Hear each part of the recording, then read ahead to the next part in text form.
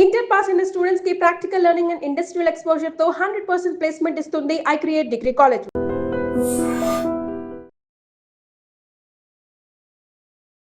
గుడికి వెళ్దామని వెళ్తాం గురుగారు, కానీ ఎందుకు వెళ్తాం? అటెండెన్స్ వేసుకొని వస్తాం. కొంతమంది అదే అంటే నమ్మకానికి మూఢనమ్మకానికి తేడా ఉంది కదా గురుగారు. ఆ తేడా ఎట్లా తెలుసుకోవాలి? గుడి దర్శనం ఇది ఈ విధంగా చేయాలి, లేకపోతే నువ్వు అసలు వెళ్ళటం మానే అని చెప్పండి. చాలా అద్భుతంగా మరి విధానం అడిగారు. మరి ఇది కానీ తెలుసుకోగలిగితే ఏ దేవాలయం ఖాళీ ఉండదు. మీరు అడిగారు కాబట్టి మీ గ్రామంలో ఏదో దేవాలయం పేరు చెప్పండి. మీ ఊర్లో శివాలయం. మీ ఊర్లో ఏ దేవాలయం అబ్బాయి అని? హనుమంతుడి దేవాలయం. సరే, ఇంకొక ఊర్లో శివాలయం ఉంటుంది. ఏ దేవాలయం ఉన్నా నీ ఇంటి దగ్గర నుంచి నువ్వు ఎలా బయలుదేరి వెళ్ళాలి వాస్తవిక ధర్మం. మొట్టమొదటిది మనం ఏం చేస్తాం? మీరు గుడికి ఎందుకు వెళ్తారు? దర్శనం చేసుకోండి. నిజమే చెప్పాలి.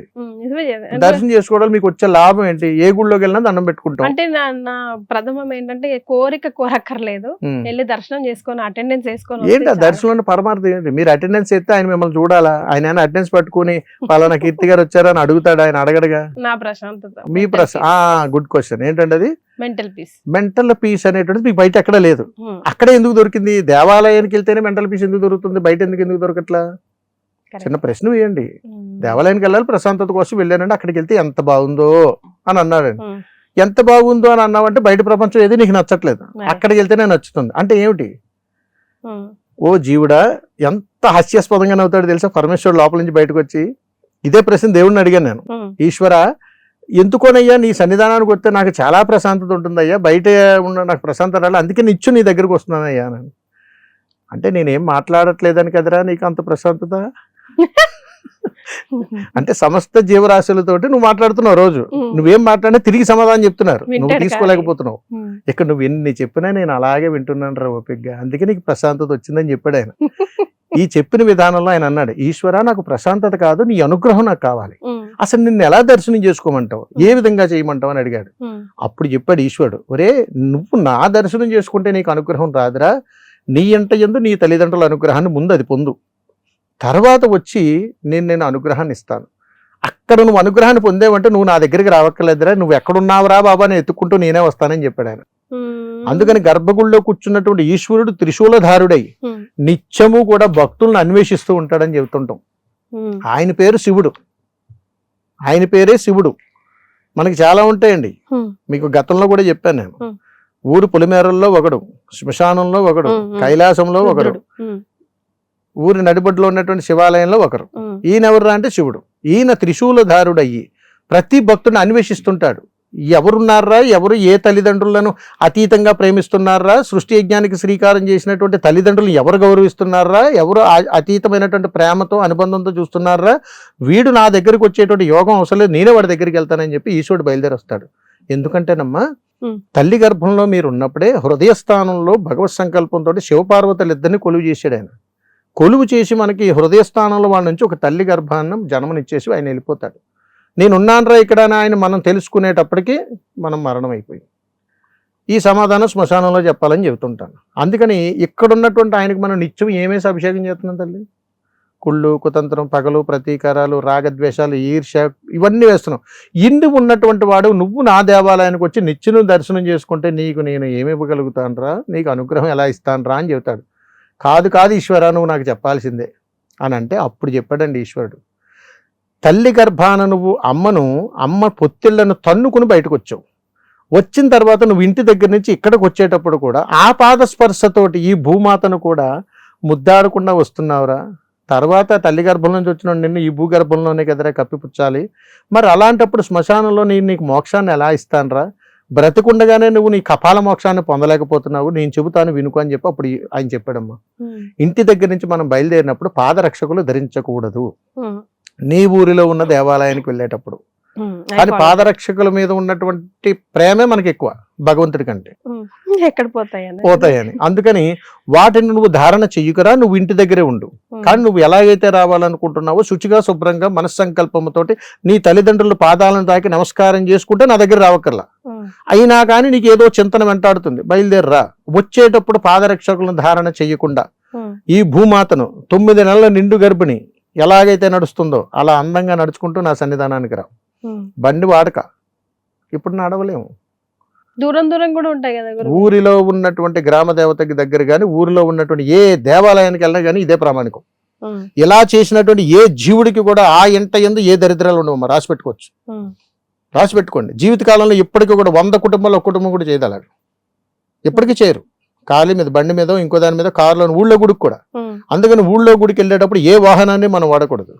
పుడమి తల్లి గర్భాన్ని ముద్దాడుతూ తాకుతూ, అమ్మా నేను ఎన్నో కర్మలు చేశానే, నాకు అనుగ్రహాన్ని ఇవ్వు, ఇదిగో ఆ పరమేశ్వరుని దర్శించుకోవడం కోసం నేను వెళ్తున్నానని చెప్పి ఈ పాదస్పర్శతో ఈ భూమాతను తాకినప్పుడు మన ఆయు ప్రమాణం పెరుగుతుంది.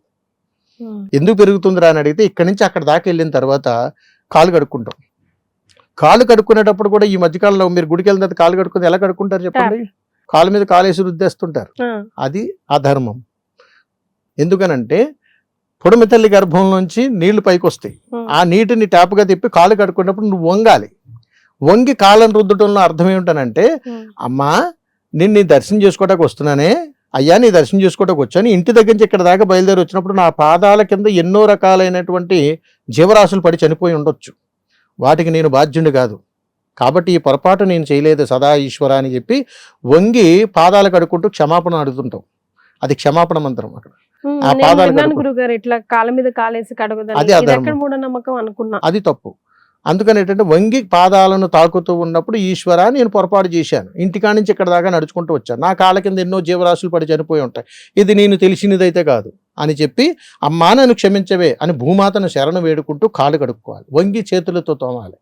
అలా తోమిన తర్వాత కాళ్ళు ఆరేలోపు మనం చేయవలసిన పని ఏమిట్రా అని అడిగితే నా శిఖరం వంక చూడరా అని చెప్పాడు ఈశ్వరుడు. ఎందుకంటే అక్కడ పితృదేవతలు ఉంటారు. వాళ్ళ ధ్వజుడికి చెప్పారు, ఇవాళ నా మనవడు వస్తున్నాడు ఈశ్వర నాకు మోక్షాన్ని ఇవ్వయ్యా అని అడిగాడు.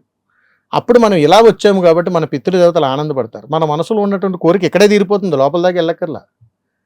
అంతటి అతీతమైనటువంటి శక్తి ఇక్కడ ప్రసరణ జరుగుతుంది. సరే కాళ్ళు ఆరిపోయాయి, లోపలికి వెళ్తావు, గాలి గోపురాన్ని చూసినటువంటి నీవు ధ్వజుడును తాకాలి, తాకిన తర్వాత ప్రదక్షిణాత్రయం చేయాలి. ఈ ప్రదక్షిణాత్రయం చేసినప్పుడు నాటి కాలంలో చండా ప్రదక్షిణ అని కొన్ని చెప్పారు, ఇప్పుడు కాలంలో కాస్త ప్రాచుర్యం చెందింది. అందుకని ఏ రకంగా చేసినా కానీ నీవు ఆత్మ ప్రదక్షిణ చేయమని చెబుతుంది అక్కడ. అంటే ఆత్మతోటి అనుసంధానం చేసుకుని భగవత్ సంకల్పంతో భగవన్నామస్మరణే చేస్తూ నిండు గర్భిణి ఎలాగైతే నడుస్తుందో అలాగే ప్రదక్షిణ చేయాలి. భూమికి శబ్దం రాకూడదు. అంటే అమ్మను చేదరించుకుంటూ తొక్కొద్దని చెప్పింది ధర్మం. కానీ మనం ఎలా చేస్తున్నప్పుడు కాలంలో ప్రదక్షిణ చెప్పండి, రన్నింగ్ రేస్. అంటే కాళ్ళు ఆరేలోపు ప్రదక్షిణ అయిపోతుంది. చాలా హాస్యాస్పదంగా ఉంటుందండి. మీరు ఎన్ని గిరి ప్రదక్షిణలు చూడండి, దేవాలయ ప్రదక్షిణలు చూడండి, ఎక్కడైనా చూడండి, 108, 112, 114 ఇవి చెయ్యాలి. అంటే 108 ప్రదక్షిణలు చేయాలి, లేదా 27 చేయాలి, 52 చేయాలి. ఎక్కడి నుంచి వచ్చి ఇవన్నీ ఏమి లేవు, ఎందులోనూ చెప్పలేదు. 27 చేయాలని చెప్పిన ప్రామాణికాలు లేవు, 100 లేవు, 108 లేవు, అసలు ఏమి లేదు. 3 ఆ 3 ప్రదక్షిణలు చేసి భగవత్ సంకల్పం చేసుకుని ఈశ్వర పంచభూతాల సాక్షిగా ప్రమాణం చేస్తున్నాను అని మొదట ప్రదక్షించి, జన్మనిచ్చినటువంటి తల్లిదండ్రులుగా ప్రమాణం చేస్తున్నాను. 3వ ప్రదక్షిణ నీ ఆత్మసాక్షిగా ప్రమాణం చేస్తున్నాను. ఈశ్వర ఇంతకు మించి నాకు ఇంకా లేదు, 3 లోకాలకి అధిపతి నువ్వు, కాబట్టి ఇదిగో నీ దగ్గరికి వస్తున్నా అని చెప్పి ధ్వజుడిని తాగితే ధ్వజుడు వెళ్ళి నందికి చెబుతాడు, నంది వెళ్ళి ఈశ్వరుడు చెవిలో చెబుతాడు, చెప్పగానే వరాల మూట చేతికి వస్తుంది. అది తీసుకుని ఇంటికి రమ్మని పరమార్థం. ఆ ఇచ్చేటప్పుడు కాసేపు అక్కడ కూర్చోరా, అక్కడ ఏదైనా ప్రసాదం ఇస్తే, అంటే అక్కడ ఏదైనా నైవేద్యం ఇస్తే అది ప్రసాదంగా నీ చేతికి వచ్చింది కాబట్టి దీన్ని నువ్వు ఆస్వాదించరా, విస్మరించి బయట పారేయద్దు. కాబట్టి ఇది పండించిన రైతు నువ్వు క్షేమం కోరుకున్నావు కాబట్టి నువ్వు ఏ కష్టాలున్నా కష్టం తీరిపోను గాక అని చెప్పి పితృదేవతలు గాలిగోపురం నుంచి చూస్తూ శుభం అని చెప్పి మనం దీవిస్తారు. ఇది దేవాలయ దర్శనం. అలా చేసుకోలేనటువంటి మనం ఇప్పుడంతా బిజీ ప్రపంచంలో ఫాస్ట్ ఫార్వర్డ్ అయిపోయి గబగబా బయలుదేరిపోయి బండి మీద వెళ్ళిపోయి బండి పక్కకు పెట్టేసి అది ఎక్కడ పెడతాం కూడా తెలియదు. బండి ఎలా పెడితే అలా పెట్టి తాళం వేసి లోపలికి వెళ్ళిపోయి కాళ్ళు కూడా కడుక్కోవమ్మా, ఇప్పుడే ఇంటి దగ్గర స్నానం చేసి వచ్చానండి అంటాడు. అవసరమా? కాళ్ళు కడుక్కోలేవు. కాళ్ళు ఆరేలోపు ప్రదక్షిణ అయిపోతుంది. ప్రదక్షిణ అయిపోయేలోపు నీ బిజినెస్ మాటలు మాట్లాడుతుంటావు. లోపలికి వెళ్ళిన తర్వాత పంతులు గారు నేనండి అని అంటాడు. అక్కడికి వెళ్ళిన తర్వాత 2 కొబ్బరికాయలు ఏవోటి ఇస్తాడు, ఇది మంది కాదండి అంటాడు. అయినా కానీ రికమెండేషన్ ప్రెస్టేజ్ కోసం అందరూ చూసేలాగా 100 రూపాయలు ఇస్తాడు. వేసి నమస్కారం, ఇది నాకు వద్దురా బాబు అని అంటాడు ఈశ్వరుడు. ఈ కన్నీళ్ళు మనకు కనపడకుండా ఉండడం కోసం అభిషేక ప్రియుడయ్యి ఆ అభిషేకం జరుగుతున్నప్పుడు ఆ కన్నీళ్ళని అందులోనే వదులుతాడు తల్లి అయిన. అంతటి సదాస్వరూపుడు ఈశ్వరుడు. ఏ దేవతా స్వరూపమైన అంతే. ఎందుకంటే సమస్త ప్రకృతిని గౌరవించలేనటువంటి మనం, జన్మనిచ్చినటువంటి తల్లిదండ్రుల యొక్క ఆశీర్వాద బలాన్ని పొందలేనటువంటి మనం ఏ భగవన్నామ స్మరణ చేసినా కానీ వృధాయే. ఇదే ధర్మం. అందుకని ఇలా చేయండి అని చెప్పారు. అందుకనే తల్లి గర్భంలోంచి బిడ్డ బయటకు వచ్చేటప్పుడు కూడా సృష్టి యజ్ఞానికి శ్రీకారం చేయడానికి తల్లిదండ్రులు కూడా ముహూర్తం పెడతాడు. ఆ సృష్టి యజ్ఞానికి శ్రీకారం చేసిన తర్వాత 9 నెలల సమయం ఇస్తాడు. ఒక పిండము బిడ్డగా మారి బయటికి రావడానికి 272 రోజుల్లో ఒక అద్భుతమైనటువంటి అనుగ్రహాన్ని ఇస్తాడు.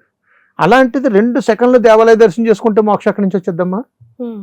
తల్లి గర్భంలోనికి బయటికి రావడానికి అంత టైం పట్టింది కదయ్యా, మరి ఈ మాత్రం మోక్షానికి 2 సెకండ్లు వచ్చేస్తుందా?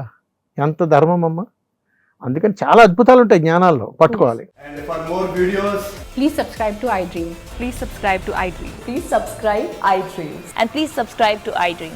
For more videos, subscribe to iDream. please like, share and subscribe to the channel. Congratulations, iDream. Subscribe to iDream. Subscribe to iDream.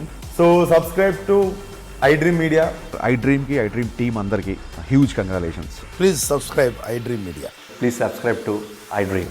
Subscribe iDream. Please subscribe to iDream. iDream అంటే నా కళల ఛానల్ను సబ్స్క్రైబ్ చేసుకున్న నోరు తిరుగుతలేదు, మీరైతే గంట గుర్తు కొట్టండి. For more such videos, please subscribe to iDream. Subscribe to iDream. Please subscribe to iDream. Please subscribe iDream Media. Please do subscribe to iDream. Please subscribe to iDream Media. For best entertainment and information, please subscribe iDream. And don't forget to subscribe to iDream.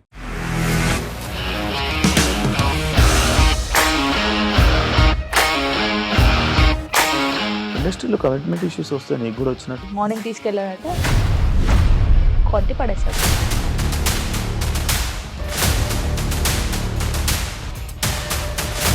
ఒక్కళ్ళు కూడా చూడలేదు ఈ cinema అని చెప్పడానికి కూడా చాలా ధైర్యం కావాలి. అది నిజం కదా, దాంట్లో ధైర్యం ఏంటి? ఇది నెక్స్ట్ డే ప్లేట్ మార్చేస్తే తప్పు కదా. As of now we are comfortable this అని నేను అనుకుంటున్నాను. రష్మిక గారిది మీది ఒకే ఊరు అంటే కదా? నీకు కోపం వచ్చిందంటే బాగా తిట్టేత్తరా? తిట్టేద్దామండి. నిజంగా గేమ్ ని ఎలా చేంజ్ చేయగలిగారు? APSFC వాళ్ళకి 6 నెలల్లో నేను 6 లక్షలు కట్టా. బిజినెస్ చేయాలనుకుంటే it is as difficult as riding a tiger.